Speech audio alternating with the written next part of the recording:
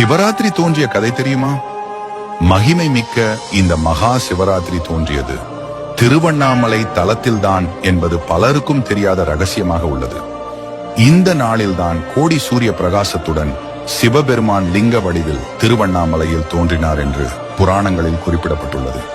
இதன் பின்னணியில் ஒரு புராண நிகழ்வு சொல்லப்படுகிறது. விஷ்ணுவுக்கும் பிரம்மாவுக்கும் ஒரு தடவை தம்மில் யார் பெரியவர் என்ற சண்டை ஏற்பட்டது. அவர்களது சண்டையை தீர்த்து வைக்குமாறு தேவர்கள் அனைவரும் சிவபெருமானிடம் முறையிட்டனர். அதை ஏற்று சிவபெருமான் மிகப்பெரிய நெருப்பு பிழம்பாக விஷ்ணு பிரம்மா இருவர் முன்பும் தோன்றினார்.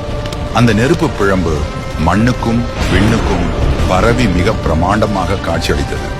அந்த நெருப்பு பிழம்பு விஷ்ணு பிரம்மா இருவரிடமும், எனது அடிமுடியை யார் முதலில் தொட்டு வருகிறீர்களோ அவரே இந்த உலகின் பெரியவர் ஆவார் என்றது.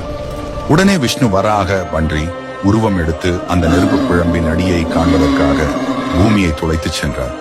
பிரம்மனோ அன்ன பறவையாக மாறி நெருப்பு பிழம்பின் முடியை கண்டு வருகிறேன் என்று உயரே பறந்து சென்றார். பல ஆண்டுகள் யுகங்களாக முயன்றும் விஷ்ணு பிரம்மா இருவராலும் அந்த நெருப்பு பிழம்பின் அடி முடியை காண இயலவில்லை.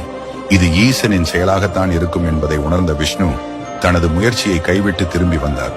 அவரிடம் இருந்த ஆணவம் காணாமல் போய்விட்டது. ஆனால் பிரம்மாவிடம் இருந்த அகந்தை மட்டும் நீங்கவில்லை.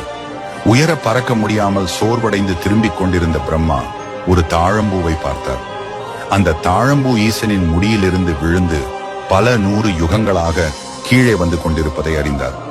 நெருப்பு பிழம்பின் முடியை தான் கண்டதாக பொய் சொல்ல வேண்டும் என்று அந்த தாழம்பூவிடம் பிரம்மா கேட்டுக்கொண்டார். தாழம்பூவும் அதற்கு சம்மதித்தது. தரை இறங்கியதும் அந்த தாழம்பூ பொய் சாட்சி சொன்னது. அவ்வளவுதான். நெருப்பு பிழம்பாக இருந்த சிவபெருமானுக்கு கோபம் பொத்துக்கொண்டு வந்தது. அந்த நெருப்பு பிழம்பில் இருந்து சிவபெருமான் வெடித்துக் கொண்டு லிங்க வடிவில் வெளியில் வந்தார். விஷ்ணுவுக்கும் தேவர்களுக்கும் கேட்ட வரங்களை எல்லாம் கொடுத்த சிவபெருமான் பொய் சொன்னதற்காக பிரம்மாவுக்கு பூமியில் கோவில் இல்லை என்றும் தாழம்பூவை பூஜைக்கு தகுதியற்ற மலராவாய் என்றும் சாபமிட்டார். இந்த நிகழ்ச்சி நடந்தது திருவண்ணாமலையில் என்பது குறிப்பிடத்தக்கது.